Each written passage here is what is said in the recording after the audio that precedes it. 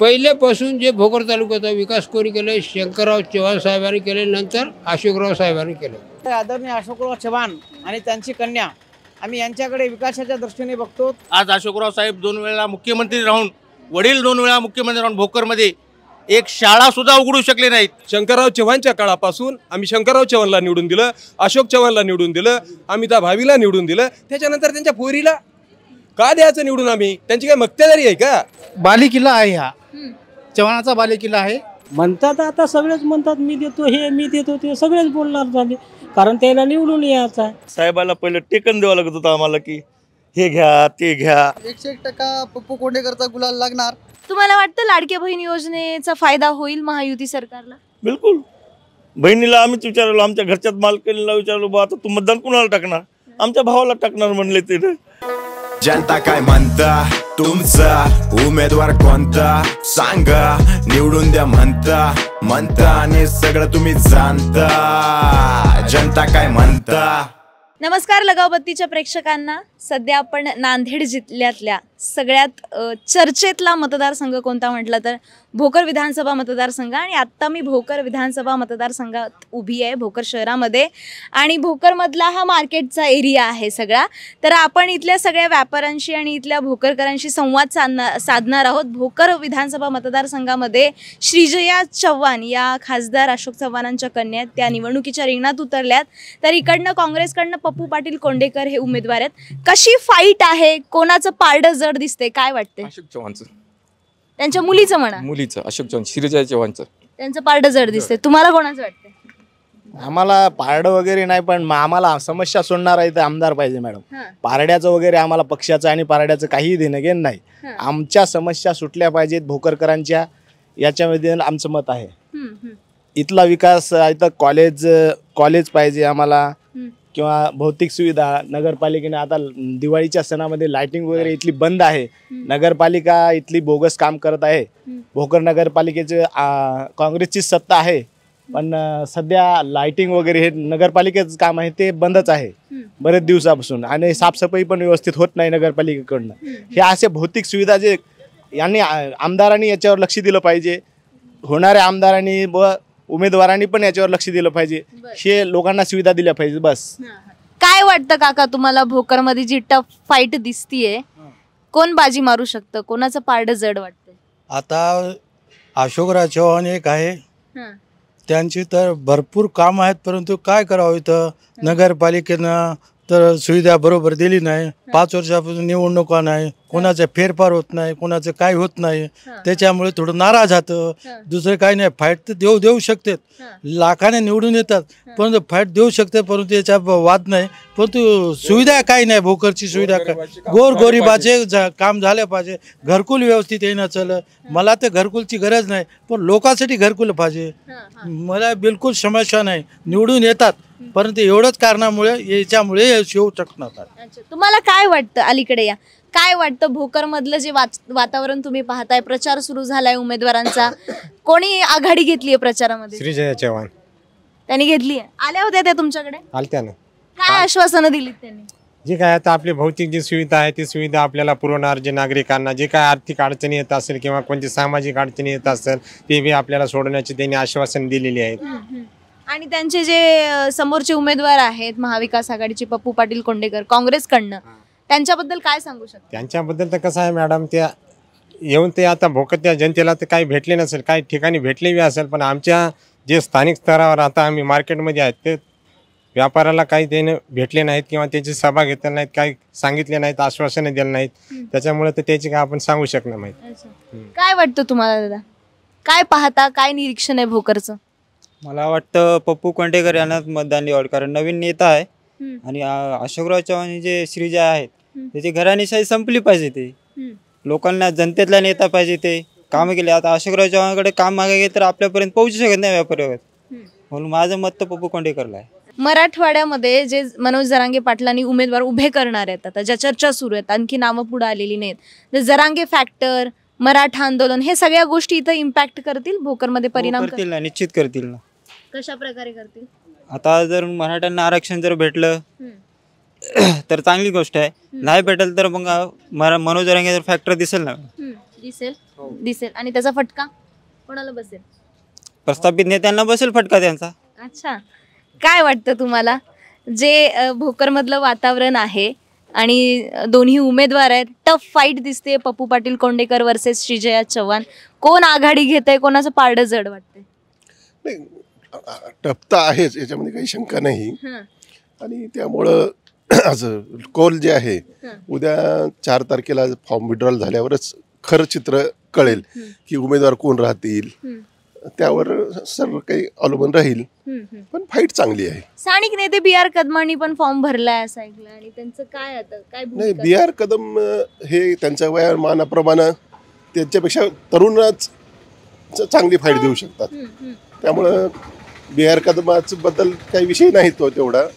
पण इथले बाकी जे आहेत ते त्यांचं बी चांगलं वजन आहे. ते मागील 2-3 निवडणुका लढवलेल्या आहेत आणि त्यामुळं ते बहुजनाचा एक चेहरा ठरू शकतो.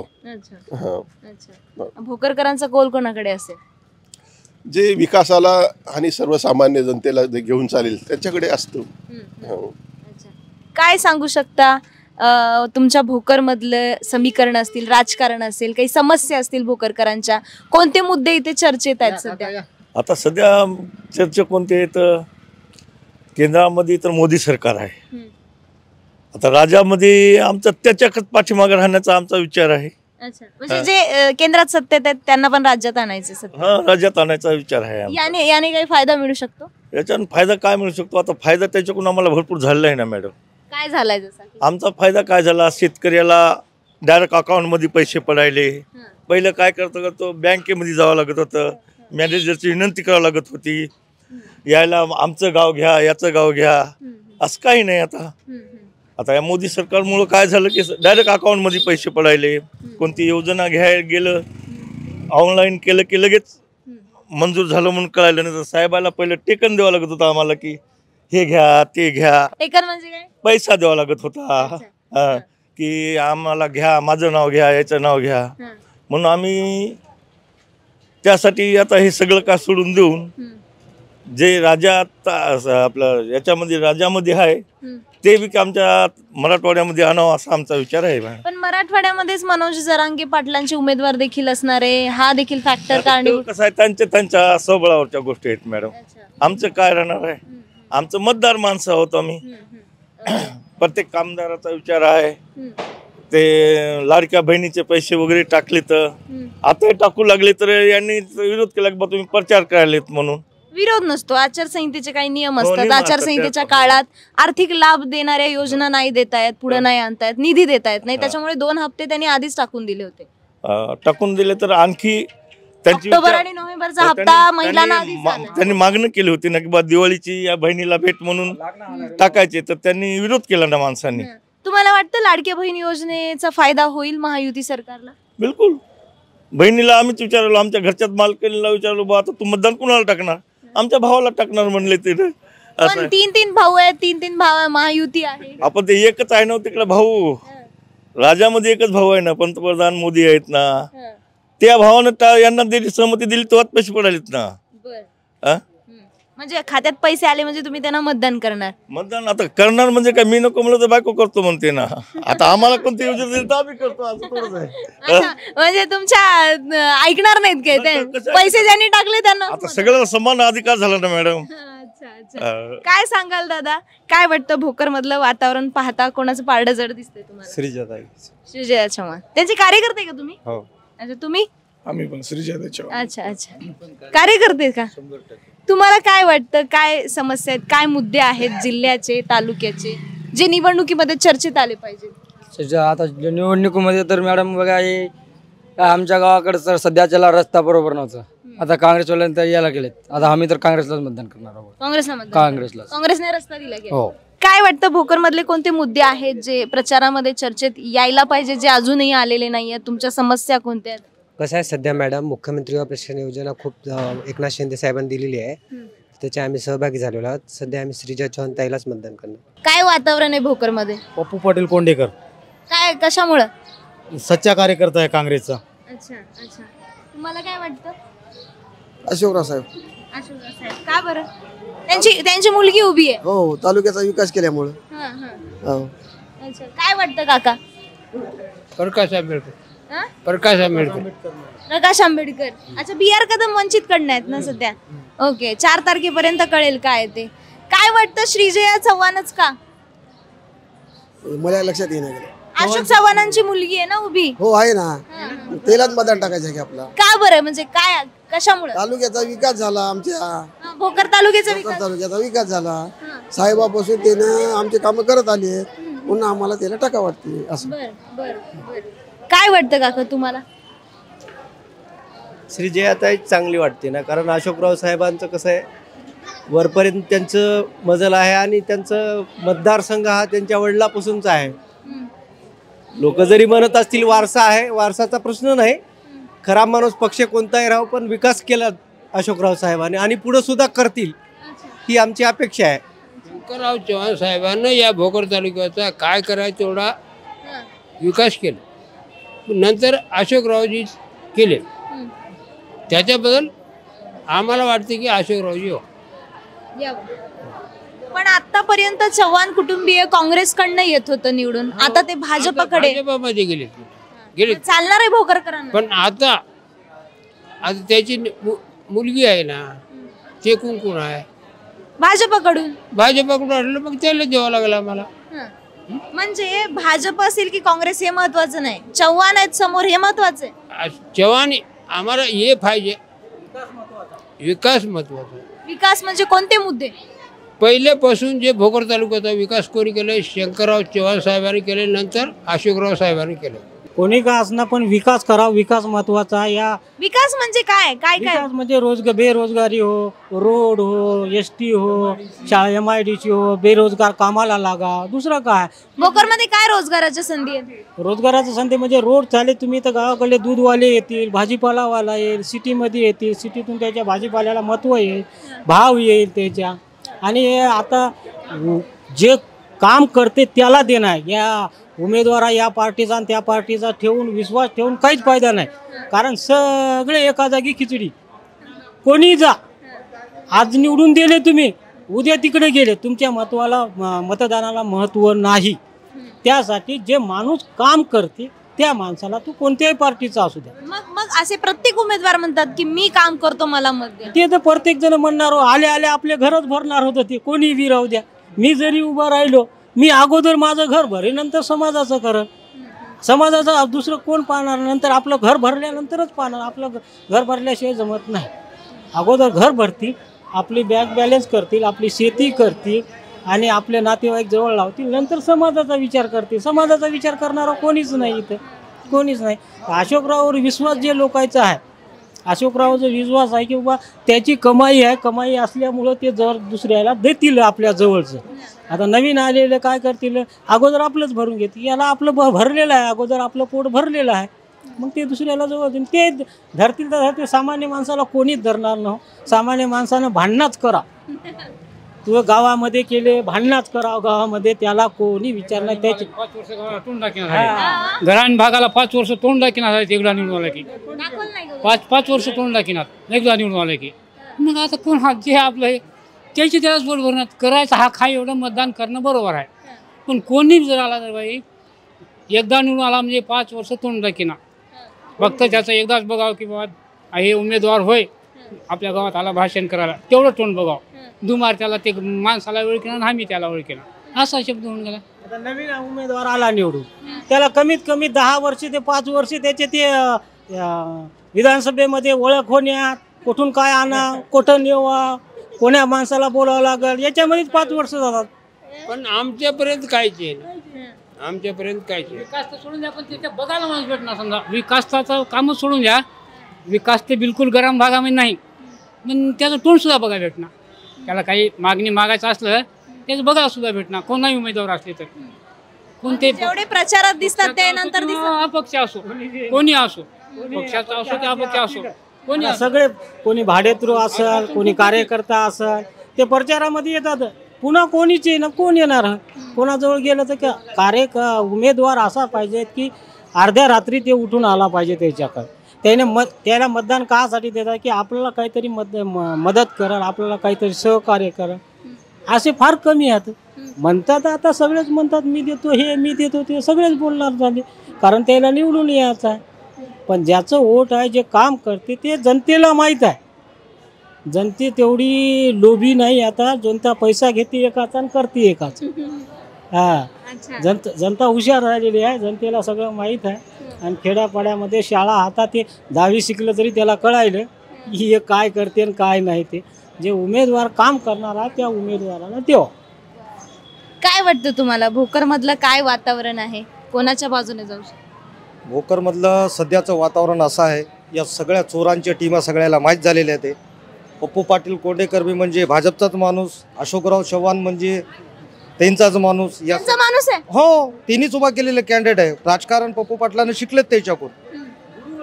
एकाच पक्षाचे एकाच नाण्याचे दोन बाजू. यावेळेस भोकर शहरामध्ये त्यांची टीम त्यांच्या विरोधात काम करते आणि त्यांच्यासमोर चांगलं बोलते. सध्या लोकांचं मत आहे वंचित बहुजन आघाडीचं जे उमेदवार दिलेलं आहे कॅन्डिडेट रमेश भाऊ सुरेश भाऊ राठोड म्हणून जे आहे, त्यांच्या मागे पब्लिक आहे आणि नवीन चेहरा म्हणून ते लोक आलेले आहेत. आणि ओबीसी आणि मराठाचं जे तुम्हाला माहीत आहे, त्याच्यामध्ये ओबीसीची लाट 100% त्यांना भेटल आणि त्यांचा विजय होईल अशी आमचं मत आहे. अशोकराव साहेब बरे आहात, मग ते पार्टी बरोबर नाही ना. पार्टी बरोबर नाही. काँग्रेस मधनं असते तर आले 100% आले असं. लई पुरी जनता त्यांच्या मागं आहे, 100% आले होते. काय वाटतंय कशी फाईट होईल, कोणाचं पारडं जड दिसतंय? सध्या तोपरी आता जर विधानसभेच्या रणनीतीमध्ये सगळे लोक इथं आलेत, तर एकंदरीत बघितलं तर यापूर्वी जे अशोक चव्हाण साहेबांचं या ठिकाणी वर्चस्व होतं, मात्र त्यांनी वर्चस्व त्यांच्या हाताने म्हणजे खोदी आहे असं मला म्हणता येईल, संपुष्टात आलं असं म्हणता येईल. कारण की एक पक्षाने त्यांचे वडील आणि ते पण काँग्रेसमय होते पूर्वीपासनं, आणि मुळातच त्यांनी जेव्हा पक्षांतर केल्याच्या नंतर जो काही जो प्रत्येक म्हणजे समाजातील वर्ग जे आहे त्यांच्याकडं एक चांगल्या भावनेतून चांगला लीडर म्हणून ओळखत होते. हे डेफिनेटली मी पण त्यांचा सहकारी होतो. मात्र त्यांनी पक्ष बदलल्याच्या नंतर लोकांची नाराजी झाली. याच्यामध्ये कुठल्याही समाजाला धरून कुठलाही राजकारण नसावे, राजकारण असं असावे, राजकारणामध्ये समाजकारण असलं नाही पाहिजे.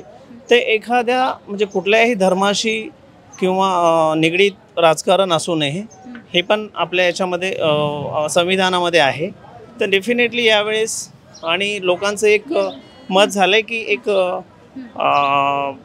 घराणेशाही नको आहे. नवीन कोणीतरी सर्वसामान्य माणसामधून जर एखादं व्यक्तिमत्व समोर आलं आहे, तर तसंच तिरुपती उर्फ पप्पू कोंडेकर साहेब हे निकटवर्तीय होते अशोक चव्हाण साहेबांचे. मात्र हा तरुण तडफदार उमेदवार आपल्या ठिकाणी या ठिकाणी तो आम्हाला लाभलेला आहे.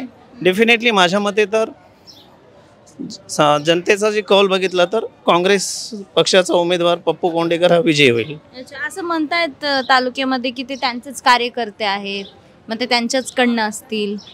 नाही असू द्या, हे पाठिंबे एक्झॅक्टली ह्या सगळ्या गोष्टी कुठलंही दिसतं असं नसतं असं म्हणता येईल. शेवटी एकंदरीत जर बघितलं तर विरोध कोणाला करता येत नाही समोर येऊन, तर त्यांच्यासोबत राहावं लागतं.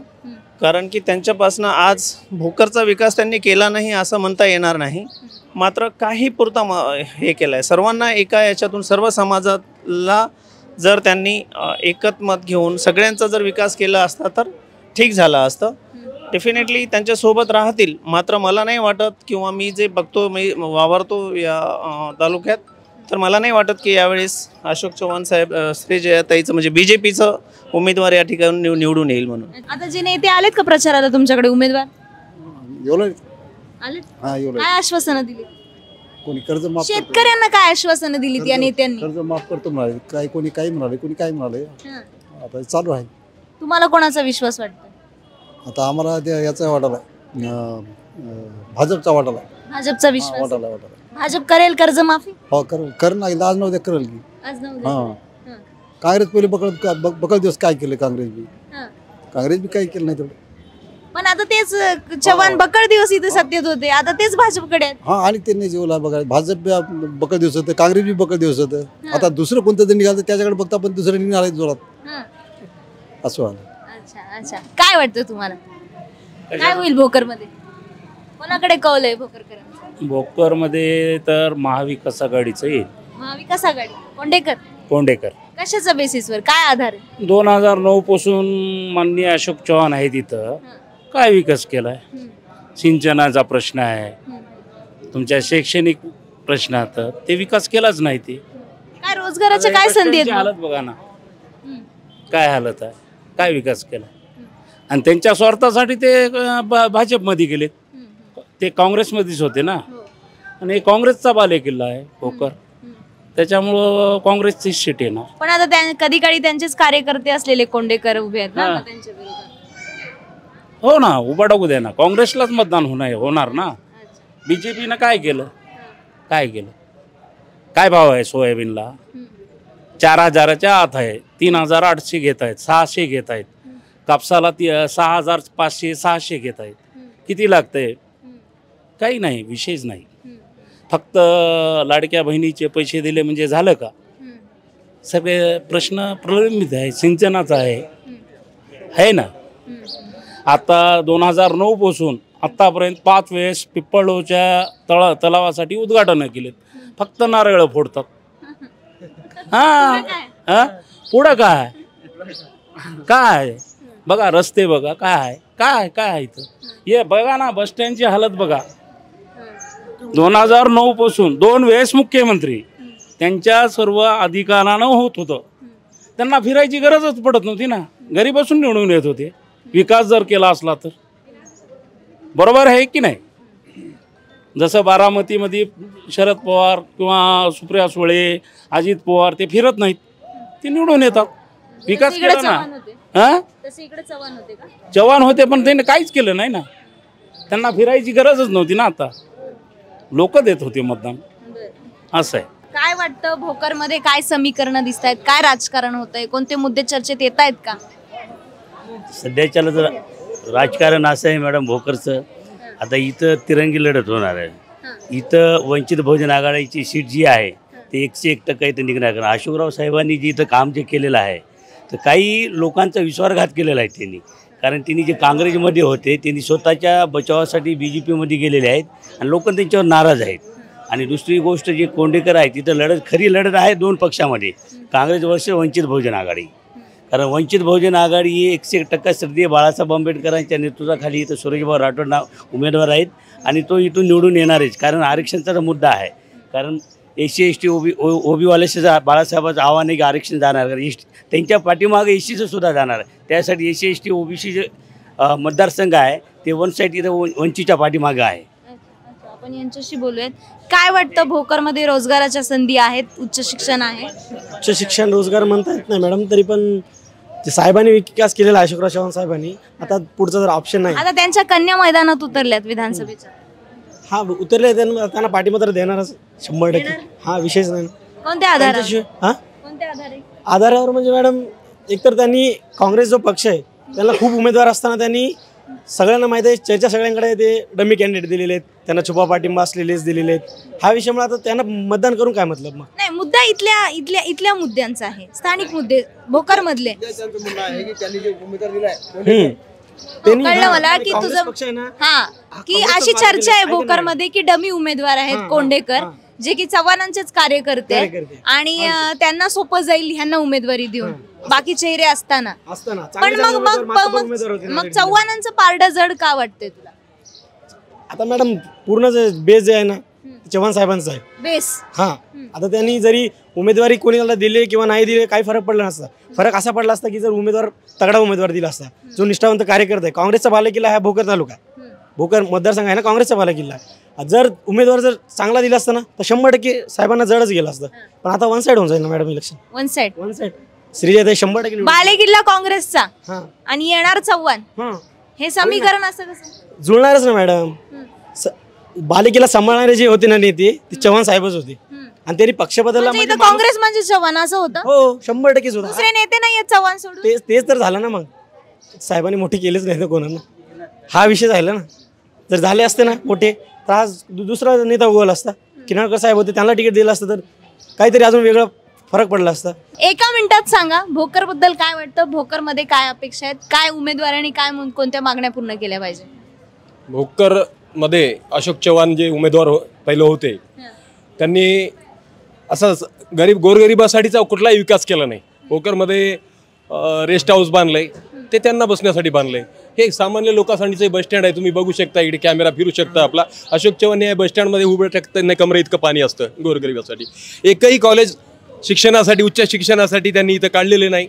भोकरमध्ये इथे दुसरं BNC बांधलेली आहे. ती BNC आमच्या गोरगरिबाच्या कामाची नाही. आमच्या मुलांना शिक्षण भेटलं पाहिजे, शेतकऱ्याचा मालाला हमीभाव भेटला पाहिजे, असे कुठलंही काम इथं त्यांनी केलेलं नाही. आणि काँग्रेसचा उमेदवार असेल किंवा इतर पक्षाचा असेल, ही पॉलिटिकल चाल असते की डमी उमेदवार दिला किंवा काही दिला म्हणायची. प्रत्येकाला संविधानानं उभं टाकण्याचा अधिकार दिलेला आहे आणि तो अधिकार काँग्रेस असेल, वंचित असेल किंवा इतर पक्ष असतील, तो उभं टाकण्याचा अधिकार आहे. कोणाची मक्तेदारी नाही. शंकरराव चव्हाणच्या काळापासून आम्ही शंकरराव चव्हाणला निवडून दिलं, अशोक चव्हाणला निवडून दिलं, अमिताभ भावीला निवडून दिलं. त्याच्यानंतर त्यांच्या पोरीला का द्यायचं निवडून आम्ही? त्यांची काय मक्तेदारी आहे का? एकाच समाजानं, एकाच चव्हाण घराण्यानं इथं आमदार व्हावं आणि याचं उच्च शिक्षित असलेले सामान्य लोक आमदार नाहीच व्हावेत असं त्यांचं म्हणणं असेल तर आम्ही त्यांना निवडून देणार नाही. आम्ही आमच्या मनाचा उमेदवार निवडणार आहोत, तो आम्ही ठरवू. लाडकी बहीण योजना महायुती सरकारला फायदेशीर ठरू शकते. फायदेशीर ठरू शकते साहेब. लाडकी बहीण जी योजना आहे, किती जरी आमच्या भगिनीला सांगितलं तरी 50% मतं सरकारच्या विकासामुळं लाडक्या बहिणीकडे पडतील, लाडक्या बहिणीची मतं BJPकडे पडतील. व या ठिकाणाहून जरी पक्ष बदलला असला, उमेदवार कोणीही असू, पण लाडक्या बहिणीमुळे जास्तीत जास्त BJP सरकार येईल. शेतकऱ्याचा नाराजी एवढीच आहे की शेतकऱ्याने जर कबाड कष्ट करून कमावलं, त्याला मातीमोल किमतीनं सोयाबीन बियाबीनचे भाव आहेत. दिवाळी आली, लोक मजबूर आहेत. थोडं भावाबद्दल BJP सरकारने लक्ष द्यावं, शेतकऱ्याकडे विम्याबद्दल किंवा कोणत्याही योजनेबद्दल लक्ष द्यावं. हो, त्याच्यापासून थोडं शेतकरी वंचित राहिला, त्याच्यामुळे आमचे मतं नाराज आहेत शेतकऱ्याचे. भोकरमध्ये महाविकास आघाडीचे उमेदवार प्रचंड मताने विजयी होणार. भोकर तालुका हा मतदारसंघ आज 40 ते 50 वर्षापासून काँग्रेसचा बालेकिल्ला राहिलेला आहे.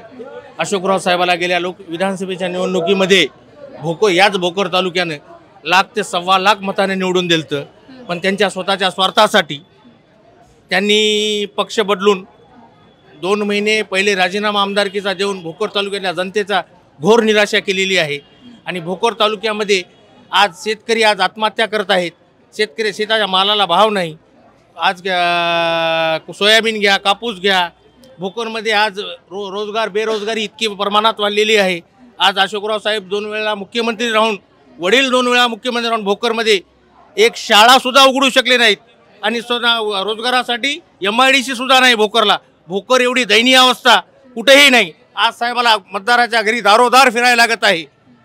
साहेबांनी जेव्हा भोकर तालुक्यातून 1,00,000 लोकांनी मतदानाने निवडून दिलं तेव्हा बारामती करतो म्हणले होते, पण केरामती झालेली आहे, पण बारामती होऊ शकली नाही. म्हणून यावेळेस जनतेने निर्णय घेतला आहे. मराठा आरक्षणाचा प्रश्न आज गंभीर परत चालू आहे. कोणी आवाज भाजप सरकारनं दडपण्याचा प्रयत्न केलेला आहे.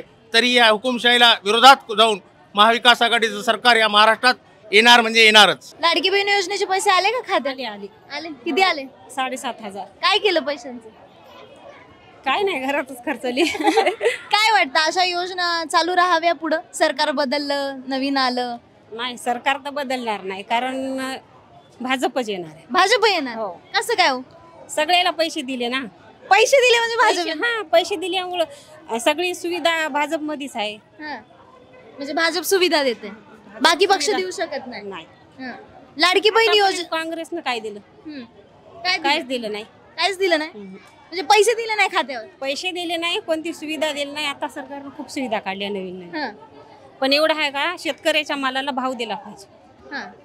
कोणतंही सरकार जर यायला तर शेतकऱ्याच्या मालाला भाव द्यावा. बरं असं म्हणणं. काय म्हणणं आहे तुमचं? माझं मत भाजपच येणार. लाडक्या बहिणीसाठी पैसे दिले, चांगल्या शासनाने नवनवीन रोडच्या योजना काढल्यात, ठिकठिकाणी रस्ते केलेत. आता यावेळेस फक्त शासनाच्या शेतकऱ्यांसाठी मालांना भाव द्यावा.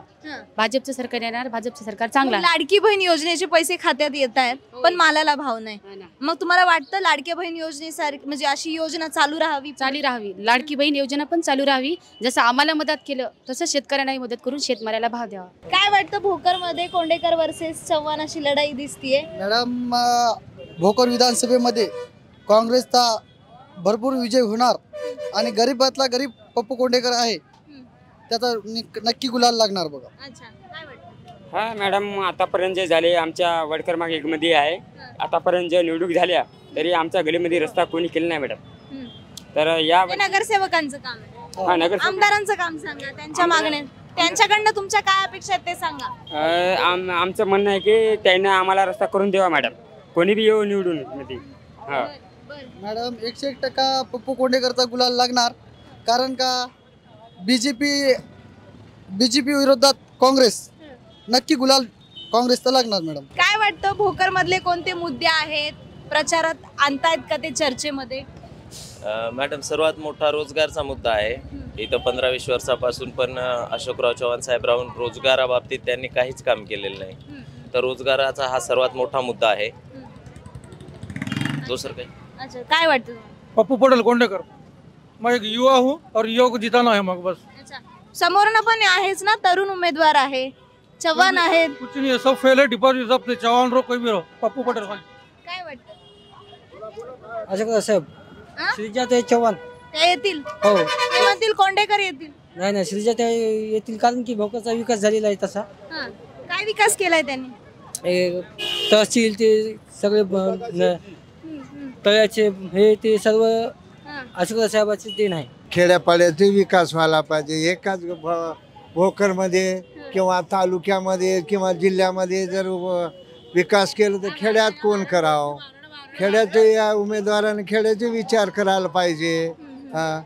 आता खेड्याची अपेक्षा असते, प्यायला पाणी असायला पाहिजे, रोड गावातले बी असायला पाहिजे, सुधारणा व्हायला पाहिजे, ह्या सगळ्या गोष्टी व्हायला पाहिजे. आता अशोक चव्हाणांची कन्या उभी आहे निवडणुकीत आणि इकडनं कोंडेकर उभेत. काय वाटतं, सध्या किती झालं तरी प्रतिष्ठेची लढाई आहे चव्हाणांसाठी मुलीला उतरवल्यामुळं? हो, तरी आम्हाला ते मान्य नाही. आम्हाला काँग्रेसचं मान्य आहे. अशोकराव चव्हाण त्या पार्टीत गेलं, पण त्याचे उमेदवार दुसरं त्याच्यामध्ये कोणी नाहीत का? आहे ना, तसे कार्यकर्ते असतील ना, कामं करायला पाहिजे. आता ते काय खानदानी झालं, ते घराणेशाही झालेलं आहे, त्याच्यासाठी नको होतं ते. काय वाटतं तुम्हाला? अशोक चव्हाणांची कन्या उभी आहे निवडणुकीच्या रिंगणात, इकडनं कोंडेकर आहेत. हो ना, चांगली गोष्ट आहे ना, याला हरकत सहकार्य करायला काय हरकत नाही मतदान करण्यासाठी. लाडकी बहीण योजनेचे आले का पैसे? नाही दिले? नाही. का बरं? काय आहे की आता तुम्हाला आले का? आले, सर्व हप्ते आले. काय केलं त्या पैशांचं? काय घरात वापरले, काय करणार? अशा योजना सुरू राहाव्यात असं वाटतं का? वाटते ना, राहावा ना, उपयोग होते ना. हो. ते 1500 रुपये खात्यात पडले होती की तुम्ही अशा योजना आणून मतं घेतात? महिलांना अशा योजना हव्या नाही, पण आता काय बोला, काय समजत ना. मॅडम, भोकरमध्ये सध्या विकासाचा प्रश्न मूलभूत आहे. त्यामुळे आदरणीय अशोकराव चव्हाण आणि त्यांची कन्या, आम्ही यांच्याकडे विकासाच्या दृष्टीने बघतो. त्यामुळे भारतीय जनता पार्टीची सीट या ठिकाणून अंदाजित 1 लाख मतांनी येण्याची गॅरंटी आम्हाला आहे. ग्रामीण आणि शहरी भागामध्ये कमळ आणि कमळ एवढंच वातावरण आहे. बाकी जातीय भेद, धर्मीय भेद कुणी काही तयार करत असतील तर तसं न करता आमचे नेते अशोकराव चव्हाण हे अत्यंत एक समाजवादी विचाराचे मानवतावादी व्यक्तिमत्व असून आम्हाला गॅरंटी की या ठिकाणी भारतीय जनता पार्टीची सरकार येईल. काय वाटतं दादा तुम्हाला? भारतीय जनता पार्टीची सरकार येईल. का बरं? अशोकरावनी इथे फार मोठा विकास केलेला आहे आणि विकास पुत्र म्हणून त्यांना ओळखलं जातं. कोणाचं पारडं जड दिसते? अशोकरावचं आहे. का बरं? कामाला महत्व आहे. हो, कामामुळं काय कामं केली? भरपूर कामं.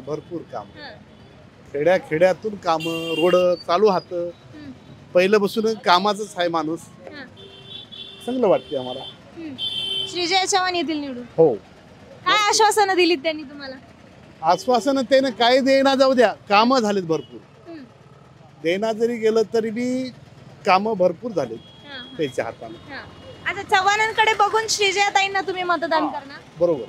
कोणाचं पारडं जड वाटतंय? श्रीजया चव्हाण आहेत एका बाजूला, पप्पू पाटील कोंडेकर आहेत. जग जाहीर आहे, श्रीजयाताईच येणार आहेत. विकासाचा मुद्दा म्हणताय, विकास तुम्ही बघू शकता. भोकरमध्ये आलात तुम्ही तर हा विकास बघून तुमच्या लक्षात आला असेल की यावेळेस कोण निवडून येणार आहे. का बरं? का निवडून येतील चव्हाण? म्हणजे विकास केला असं तुम्ही म्हणताय, तुम्ही सांगा काय विकास केलाय भोकरचा ते? बघा पोलीस स्टेशन इतकं मोठं आहे, त्याला झूम करून नंतर दाखवा. आणि हे ब्रिज बघा, आणि इथे संध्याकाळी याल तर तुम्ही सगळं रोज दिवाळी तुम्हाला दिसून येणार आहे. इथं रोज दिवाळी असल्यासारखं वाटेल, इतका सुंदर असा विकास केलेला आहे. तर श्रीजयाताई डेफिनेटली येणार आहेत, आणि बाकी उमेदवारांना पण माझ्या शुभेच्छा असणार आहेत, एवढं सांगू शकतो. अच्छा, रोजगाराचा काय मुद्दा आहे भोकरमध्ये? रोजगाराची काही कमी नाही इकडं. इथून उठले की आम्ही डायरेक्ट पुण्याला पळतो, तिथून येतो आणि दिवाळी असं एन्जॉय करतो सणासुदी. म्हणजे तुम्हाला पुण्याला जावं लागतं, म्हणजे इथं रोजगार आहे का नाही? आता तुमच्या लक्षात आलं असेल, आपले नागरिक पण सुजाण आहेत, समजून घेतील त्यांनी. आणि बाकी आम्ही छोटी रोज मजुरी तर आहेच, आणि ज्याला काही काम भेटत नाही त्यानं स्वतःचा व्यवसाय चालू करतात. बजेट सरकार देतं. काय सांगाल भोकर बद्दल? भोकर मधले कोणते मुद्दे चर्चेत आले पाहिजे? चर्चेत आले म्हणजे महागाई थोडी वाढली, लाडक्या बहिणीचे पैसे टाकले सरकारनं. मग सरकार चांगलं आहे, ते बीजेपी सरकार चांगलं आहे, सत्तेत येऊ आणखी आम्हाला असं वाटते. आणि श्रीजयाताई भरघोस मतांनी निवडून येईल असं वाटते मला.